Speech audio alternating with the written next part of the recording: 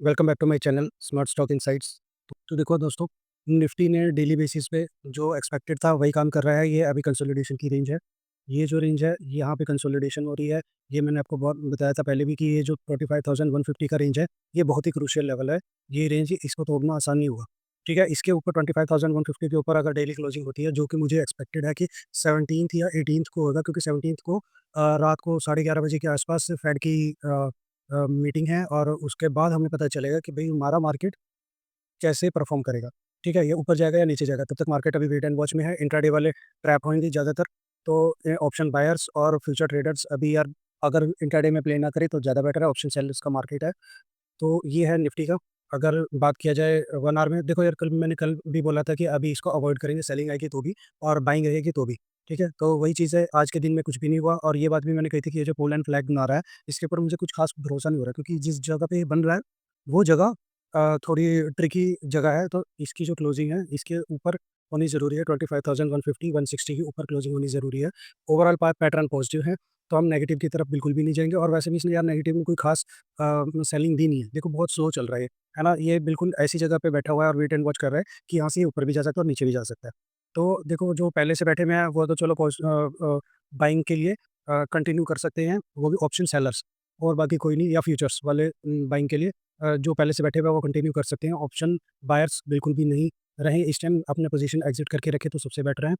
जब अपॉर्चुनिटी बनेगी तो ग्रैब की जाएगी, उससे पहले नहीं। ठीक है, तो देखो यार, जो सेलिंग है अगर 24,900 के नीचे अगर डेली क्लोजिंग देता है तो हम मानेंगे कि भाई ये जो है अब सेल ऑन राइज का मार्केट शुरू होएगा। अदरवाइज अभी हमें इसे पॉजिटिवली लेके चलना है और पॉजिटिव में भी अभी बाइंग नहीं करनी है। 25,150 को ब्रेक होने देना है, वो भी डेली बेसिस पे अच्छी कैंडल के साथ। 15 मिनट के अंदर देखा जाए तो यार 15 मिनट में अभी बिल्कुल वही चीज़ है। देखो ना, इसने बाइंग के लिए तो चलो कोई सेटअप था ही नहीं, और सेलिंग की तरफ भी इसने कोई सेलिंग दी नहीं है। जैसा मतलब बिल्कुल ही स्लो मार्केट रहा है। ये मार्केट सिर्फ ऑप्शन सेलर्स का होता है और मुझे ऐसा लगता है कि 17th या 18th तक ही ऑप्शन सेलर का मार्केट रहेगा। उसके बाद कुछ मूवमेंट आनी शुरू होगी 18th को। ठीक है, तो तब तक निफ्टी को अगर हम अवॉइड करें बाइंग एंड सेलिंग के लिए, दोनों तरह के लिए, तो ज़्यादा बेटर है। तो ये बात रही निफ्टी की। अब बात कर लेते हैं बैंक निफ्टी की। बैंक निफ्टी में देखो, पहले डेली के बेसिस पे बता देता हूँ मैं। डेली बेसिस में देखो यार, आज भी ये डोजी बनाया है, इसमें कोई सेटअप था नहीं। और इस टाइम पे डोजी है। डोजी का मतलब ये है कि यार बायर्स जो है वो भी फाइट कर रहे हैं और सेलर्स हैं वो भी फाइट कर रहे हैं। बुल और बियर की फाइट चल रही है। ये डोजी जो है वो यही चीज़ बताता है।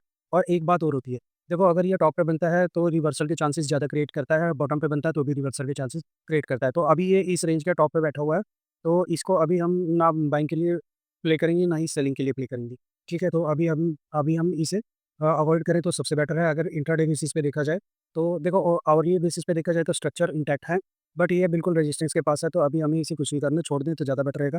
15 मिनट्स के अंदर देख लेते हैं। 15 मिनट्स में बैंक निफ्टी ने क्या किया। देखो यार, कल मैंने आपको बताया था कि अगर ये ऊपर जाता भी है तो उसे हमें छोड़ देना है, और नीचे जाता है तो भी अवॉइड करना है। और देखो आज भी क्या हुआ, यहाँ से इसने एक ब्रेकआउट दिया, बट ऊपर कुछ गया ही नहीं, सस्टेन ही नहीं किया। ये वापस नीचे आ गया, जहाँ से ओपनिंग हुई थी वहीं उसी के पास क्लोजिंग हुई है। तो इसने ओवरऑल कुछ नहीं दिया, सिर्फ ऑप्शन सेलर्स का मार्केट रहा। ऑप्शन सेलर्स ही कमा रहे हैं और 18th तक ऑप्शन सेलर्स ही मेरे हिसाब से कमाएंगे। अगर ये नीचे जाता भी है तो मेरे हिसाब से अवॉइड करो, क्योंकि यार ये नीचे से कहीं से भी घूम जाएगा और यहीं पे कंसोलिडेशन करेगा। ऐसा एक्सपेक्टेड है मेरा 18th तक। तो 18th को ही पता चलेगा क्या होना है। तो अभी फिलहाल के लिए इसे अवॉइड करो। ऑप्शन सेलर्स बेशक लेके बैठ सकते हैं। ऑप्शन सेलर्स की रेंज मैं बता देता हूँ यार, 54,400 बॉटम की रेंज और ऊपर 55,300 की रेंज है।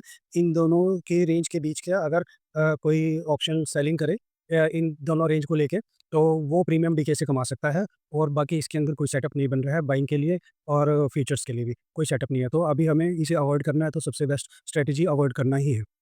अब बात कर लेते हैं सेंसेक्स की। तो सेंसेक्स में देखो यार, मैंने कल ये बात बोली थी कि ये जो एरिया है 82,000, इसके ऊपर आवरली कैंडल एटलीस्ट सस्टेन होनी ज़रूरी है। तभी ये हमें एक छोटा टारगेट देगा। फर्स्ट टारगेट 82,250 का टारगेट दे देगा। बट देखो आज क्या हुआ, आज के दिन में ये एक कैंडल आई। अगर आपको ऐसा लग रहा था कि ये फ्लैग एंड पोल बन रहा है और उसका ब्रेकआउट है, तो देखो यार, इसने ट्रैप कर दिया, है ना। ये वापस नीचे आ गया। इसलिए मैंने ये बात बोली थी कि भाई 82,000 के ऊपर सस्टेन करना ज़रूरी है, और वो भी 15 मिनट में नहीं। एक एटलीस्ट एक कैंडल 1 आवर की 82,000 के ऊपर सस्टेन होनी ज़रूरी है। उसके बाद ही ये 82,250 का टारगेट पहला देगा, जो कि छोटा-सा टारगेट है, बट ये ईज़िली अचीव कर कर लेगा, ऐसा एक्सपेक्टेड है। और अगर उसके ऊपर डेली क्लोजिंग हो जाती है 82,250 के ऊपर, तो 82,750 तक बहुत आराम से चला जाएगा। बट अभी फ़िलहाल जो हमारे टारगेट है 250 230 का आसपास का टारगेट है, जो फर्स्ट टारगेट है, और वो भी बाइंग के लिए। सेलिंग के लिए मैंने मना किया था, सेलिंग के लिए क्योंकि यार ये मार्केट ही बाय ऑन डिप्स का है, तो हमें सेलिंग की तरफ नहीं जाना है, क्योंकि यार सेलिंग कहीं से भी घूम सकती है। और इसके अलावा अगर आप देखो तो यार ये ट्रेंड लाइन जो है इसकी, ये ऑलरेडी इंटैक्ट है ना? तो ये ट्रेंड लाइन के पास चल रहा है, ये कहीं से भी घूम सकता है। अगर मैं इस ट्रेंड लाइन को बड़ा करूँ, तो देखो ये ट्रेंड लाइन क्या कर रहा है, देखो इस ट्रेंड लाइन के पास से कहीं से भी ये घूम सकता है, तो अभी इसे हमें अवॉइड करना है। सिर्फ इसमें बाइंग की पोजीशन हम एक्सपेक्ट कर रहे हैं, अगर 82,000 के ऊपर आवरली कैंडल में सस्टेन कर जाए तो, ठीक है? यही चीज़ हमारे इंट्राडे के लिए रहेगी। और बाकी जो ऑप्शन सेलर्स हैं या फ्यूचर ट्रेडर्स हैं और पहले से बैठे हुए हैं इसमें बाइंग के लिए, वो तो रह सकते हैं। ऑप्शन बायर्स बिल्कुल अवॉइड करें इसको, ऑप्शन बायर सिर्फ 82,000 के ऊपर ही एक्टिव होंगे, और वो भी छोटे से टारगेट के लिए, ठीक है? और बस ये बात रही है सेंसेक्स की। Thank you.